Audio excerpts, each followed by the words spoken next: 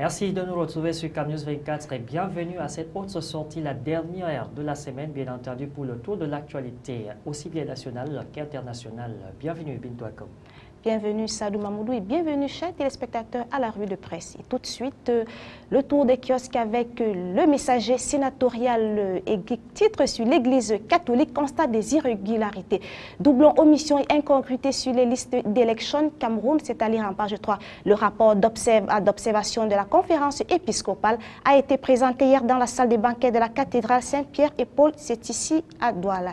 Toujours du quotidien, le messager qui titre sur pourquoi la journée de la voix est méconnue. Chanteurs et journalistes audiovisuels ignorent que l'instrument de travail est célébré tous les 16 avril. C'est donc à lire à la page 9 du quotidien Le Messager.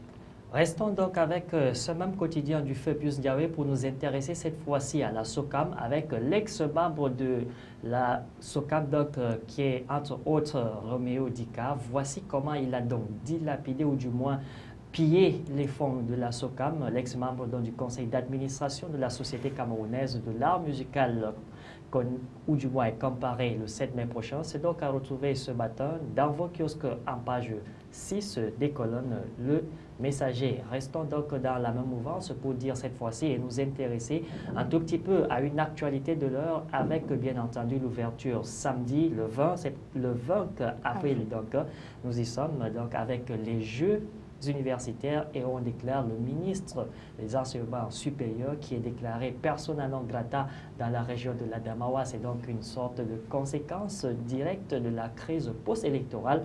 Pourquoi le MINTESEP, le MINSUP et le MINJEUNE regagnent Yaoundé après la cérémonie d'ouverture? Donc c'est donc à retrouver ce matin donc, dans les kiosques avec le quotidien Le Messager. À présent, le bi-hebdomadaire Aurore Plus qui titre sur le 50e de la réunification. Le docteur Neu Bisson menacé pour son appel à la décolonisation de l'hymne. C'est à lire en page 3 du bi-hebdomadaire. Nous poursuivons avec Aurore Plus qui titre sur Émigration Cameroun, Eldorado des expatriés africains. Et les détails c'est à lire en page 7 du bi-hebdomadaire Aurore Plus. Restons avec ce même bi-hebdomadaire pour signaler qu'il s'intéresse également à la communication avec donc Charlie Gabriel Mbok qui parle de journalisme citoyen, les contours de tout ce que Charlie Gabriel Mbok vous propose. Donc c'est à retrouver dans les colonnes de ce même bi-hebdomadaire, entendez donc Aurore Plus en page 9. Eh bien tout de suite on va du côté du moins de la rue de l'aéroport avec le quotidien Mutation qui choisit aujourd'hui de consacrer son ouverture à une, bien entendu, Joseph-Antoine Bell qui dit « C'est que je pense de Paul Biya, Iya Mohamed, Samuel Eto'o, Issa Ayatou, Roger Mila ». Dans une interview exclusive, donc l'ancien international estime que l'heure du changement a sonné à la FECAFOOT. C'est donc à retrouver ce matin dans le quotidien Mutation paru pour la journée du 19 avril 2013. Toujours du quotidien Mutation qui titre sur sénatorial, la conférence épiscopale dénonce les irrégularités. Les évêques du Cameroun fustigent notamment le vote des conseillers décédés. Et puis Mutation qui poursuit avec Marie-Madeleine Nga, le développement rural passe par la formation. La coordonnatrice du PNDP estime également que l'économie locale est le principal enjeu de la décentralisation. Plus de détails, c'est à lire en page 4 du journal. Ce même quotidien qui revient également sur la tenue prochaine, bien entendu, demain, des Jeux universitaires en choisissant de consacrer une tribune et surtout un encadré. C'est le journal, donc la compétition s'ouvre demain en Gaudéré, Jeux universitaires. C'est donc à retrouver dans votre petit magazine ou du moins dans votre journal quotidien Mutation de la rue de l'aéroport avec un titre phare quand on sait que les Jeux universitaires prennent corps pour la 3e édition dans cette université de l'Adamawa, dans la région Château d'Eau du Cameroun. Eh bien, poursuivons notre balade matinale pour ceux qui, n'est-ce pas, du tour des kiosques avec notamment ce même journal qui consacre également une partie de son information au licenciement annoncé du côté de Guinness Cameroun alors qu'on s'apprête également à vivre une autre édition de la fête du travailleur. On se demande bien où peuvent aller, jusqu'où peuvent donc aller les employeurs. Et voilà qui nous conduit à la page internationale de cette édition avec sur la table aujourd'hui en France qui titre sur la belle histoire de la gagnante au 26 ME. Il y a quelques jours encore, elle avait du mal à boucler ses fins de mois et à régler ses factures. Elle vient d'empocher le jackpot et de l'euro million. Elle le raconte ainsi dans les pages 2 et 3 du journal Aujourd'hui, qui titre aussi sur Boston, l'Amérique se recueille et la solidarité s'organise, à lire en page 4. Restons donc dans l'Hexagone pour nous intéresser cette fois-ci à un autre quotidien, La Tribune en France, bien entendu, avec un titre qui nous permet de voir le président français, François Hollande, donc avec une interrogation. Et cette fois-ci, on a donc les liquidités dégagées par la Banque centrale du Japon donnent des ailes aux investisseurs. Résultat, la France n'a jamais emprunté de taux aussi bas. Une bouffée d'oxygène pour le président qui voit donc le service de la dette s'alléger.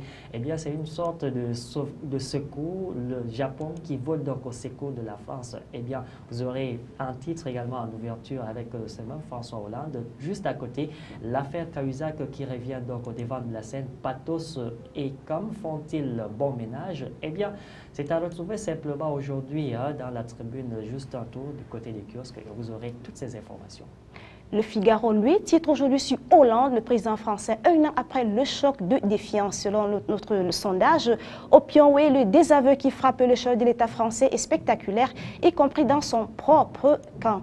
Et puis le Figaro qui poursuit, qui titre sur Boston, le FBI diffuse les photos de 2 suspects.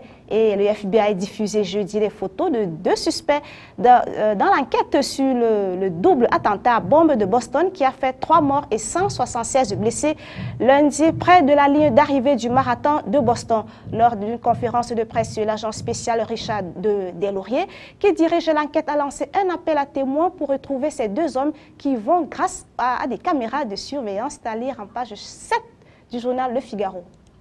Eh bien, le même Figaro qui consacre une partie de sa une entre le rez-de-chaussée et le pied droit. Donc, vous pouvez lire l'hommage rendu aux femmes iraniennes qui sont contre l'intégrisme. Eh bien, c'est en quelque sorte un document, un ouvrage qui a été commis donc pour rendre un vibrant hommage aux dames iraniennes qui ont pendant longtemps combattu, entre autres, l'intégrisme. Eh bien, nous poursuivons donc notre balade pour atterrir avec le journal Le Monde à l'Hexagone, en France, bien entendu, pour nous intéresser cette fois-ci sur la piste de 353 fortunes françaises démarchées par la banque suisse. Eh bien, toutes ces informations vous ont été concoctées par le journal Le Monde. Bintou Ato. Et justement, à présent, c'est l'équipe qui se trouve sur la table de la revue de presse sur Ancelotti, les raisons de sa colère, Pinot, des secrets d'une dynastie. C'est à lire dans ce journal. Toujours le journal, l'équipe qui titre sur tennis, Gasquet et Tonga tente le hold-up à Monaco. Les Échos, pour vous donner des échos également de l'Hexagone ce matin, a choisi également un titre phare pour vous permettre de comprendre l'actualité de l'autre côté, bien entendu, du pays de François Hollande, avec, entre autres, la coalition mondiale contre l'évasion fiscale. Eh bien, donc, le ministre des Finances du G20 réuni hier et se battant à Washington, ils veulent imposer l'échange automatique d'informations pour lutter contre les paradis fiscaux, réduction également des dettes et relance au menu. Eh bien, l'Église catholique nous a permis d'avoir une information sur la tenue des sénatoriales ici au Cameroun. De l'autre côté, on a pu également avoir le pouls de l'actualité internationale avec Le Figaro, Le Monde, l'équipe et j'en passe. Mesdames, Messieurs, de votre fidélité, merci et merci de nous accorder votre préférence. Merci Sadou, merci à tous d'avoir suivi. Restez sur Camus 24, les informations se poursuivent.